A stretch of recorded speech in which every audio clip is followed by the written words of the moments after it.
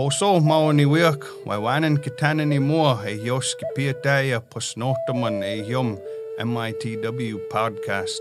A yospis piataya posnapi notaman e ne hisikimaka e yoso matnameneha kihi.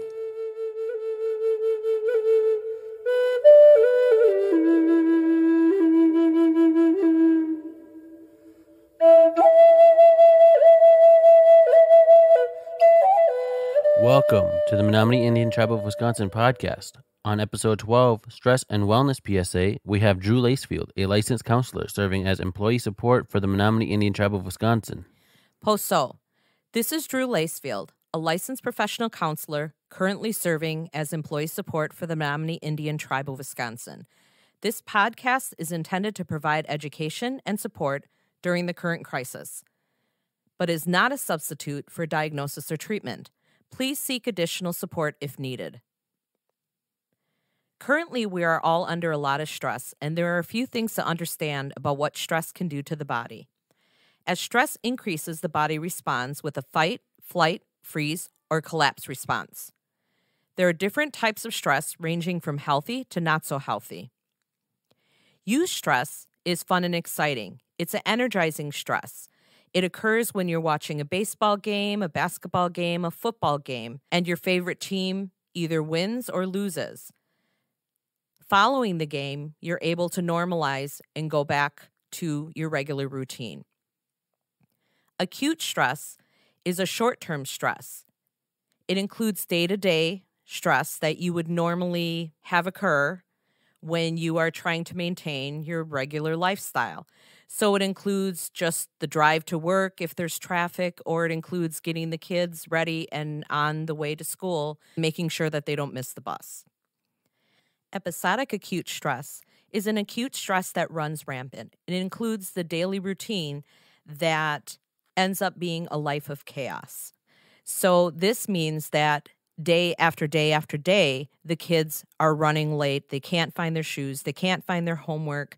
And you are constantly late to work.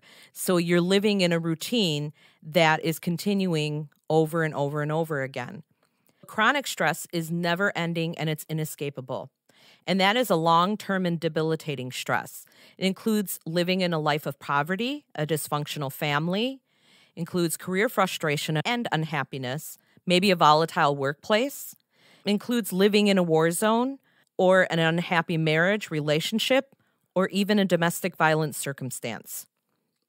This can lead to suicide, an increase in violence within the home, heart attack, stroke, cancer, and other related health and mental health issues.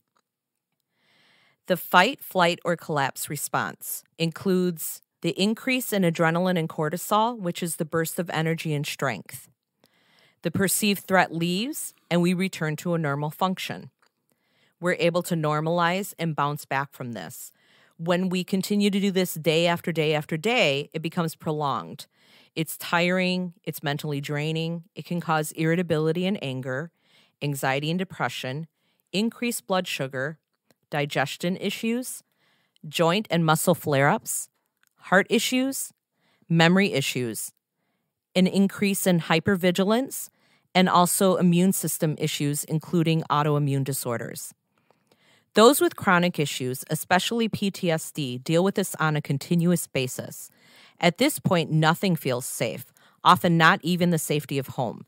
This is something to consider, as adding more stress to an already full plate can be crippling for this population, and awareness as an advocate is key.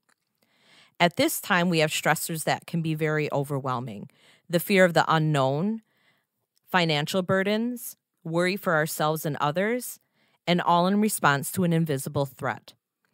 Long-term effects will remain after the crisis is over, but how do we successfully tread water in the current circumstances? First of all, we are all in this together. Stress management is important in this time. Right now, we have to take things moment by moment.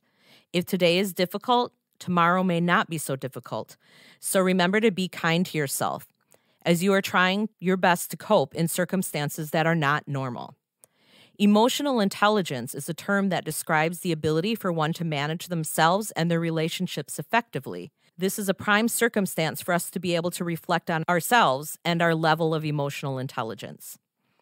If we have a high level of emotional intelligence, we are able to understand what we're feeling and what the emotions mean and how these emotions can affect other people.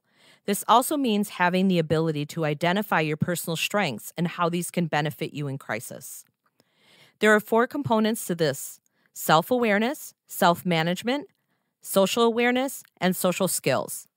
Self-awareness means that we have the ability to check in with ourselves and have the self-confidence to understand that realistically we may be struggling. Self-management includes things like self-control and the ability to be adaptable in current circumstances. Social awareness includes the ability to show empathy for others and also that we are able to reach out and care for each other. Social skills are the last component to emotional intelligence. It includes the ability to communicate effectively. That also includes when we are faced with conflict. Social skills also include the ability to build bonds and connect with each other. When we have an increase in stress and we have an increase in that fight, flight, freeze, or collapse response, we need to understand how best to turn off the response. How do we calm our nervous system? The vagus nerve is the nerve that carries information to your internal organs from your brain, so it is responsible for sending the commands to the rest of the body. Speaking and communication. Validation can calm us, so reaching out to communicate with someone outside of your home is essential to your wellness. Also, actual interaction via phone conversation and video chat can help. The vagus nerve is connected to the vocal cords. Positive conversation can impact the vagus nerve and the body on a cellular level. Practicing good hydration and positive thoughts and sound vibrations are ideas that come from the works of Dr. Masaru Emoto. The human body is 65% water. Indigenous teachings tell us that water is life. Dr. Emoto did studies on human intent and the impact on water molecules. He found that when speaking to water with good intent resulted in beautiful formations in water crystals, and the opposite from unpleasant intentions. Think about plant life and how caring for plants with words, music, and TLC improves the plant's outcomes. The same TLC for us could go a long way. Tibetan monks practice the art of throat singing. A recent article I read noted the benefits of humming. Humming resets the vagus nerve as it activates the vocal cords. This practice benefits us by calming the vagus nerve. Singing and dancing are also stress relievers, so I encourage the movement and listening to good music. Breathing is essential to calming anxieties as well. An increase in body tension often starts with holding your breath. There's also an increase in tension in muscle families throughout the body. Shallow breathing results in your body getting less oxygen. That in turn can result in a tingling in the hands and lead to an anxiety or panic attack. Being mindful of whether or not you're breathing and also taking the time during the day to exercise deep breathing is beneficial. Progressive muscle relaxation is a technique that focuses on muscle families. There are numerous YouTube videos that walk you through the process. Yoga is another good outlet that can help in grounding and calming your nervous system. And also present thinking. Let's focus on right this moment. You are probably doing the best you can, and that should be good enough. Telling yourself that I am okay right now. Exercise is another good way to reset and calm the system. And connection. Connection is key. Community keeps us grounded, as well as maintaining the relationships we have developed at work, home, school, or through other activities. And while we may not be able to see each other in person, as we need to keep a respectful distance, we can still reach out in other ways. Laughter. As hard as it is to find humor on some days, often humor is our best coping strategy. Even in the hardest time, laughter can ground us and help elevate our spirit. Think of laughter as a breath of fresh air. There are also additional benefits to laughter. It is good for your health. It relaxes the whole body and boosts the immune system. It triggers the release of endorphins. Laughter can also reduce anxiety and has been linked to a lowering of blood pressure. In many marginalized populations, laughter, and oftentimes inappropriate laughter, is a go-to when things get stressful. It's not something to necessarily look down upon, but sometimes it's a matter of coping and a matter of protection. Laughter does benefit the body and spirit. Other tools that help are to keep a daily routine, but allow yourself downtime. This entire scenario can be overwhelming for those trying to juggle kids, work, and lots of emotions. You are doing your best in a crisis. No one needs to nail it when it comes to quarantine. We are all just doing our best right now. Supporting others can help fulfill an internal need while providing the necessary advocacy for another person. So checking in with others to see how they are doing, and also holding space for them when they need to vent.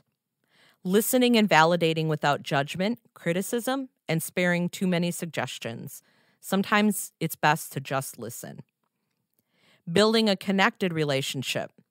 And that could include something as simple as returning to writing letters. It's almost a forgotten art, but intentional communication is not only healing, but it's beneficial to the other party as well. Engaging in arts and engaging in crafts. These are all ways to practice meditation, and these are all ways to ground yourself. Also, building a little resilience in this uncertain time. Building resiliency can be trying something new or trying something you've never done before. It can include maybe taking up a new art or a new craft. As a family, it can include learning a new game or building something together. Can also include trying a new exercise routine, challenging your body in different ways. There is something beneficial to trying something that's new or hard. I hope that some of the information has helped in these unprecedented times. If you need further support or assistance, please reach out. There are referral and support services readily available as the need arises at 715-280-0949. If you feel that you or another are at risk for self-harm, please do not hesitate to call 911 or the National Suicide Hotline at 1-800-273-8255. Be well and be safe. Thank you for listening. Waiwanan for listening to the Menominee Indian Tribe of Wisconsin podcast. Follow us on Facebook at MITW Podcast. You can listen to the MITW podcast on menominee-nsn.gov under the Community tab. You can also find the MITW podcast on Apple Podcasts, Spotify, Stitcher, and YouTube. If you have any questions or comments, please email them to podcast@mitw.org.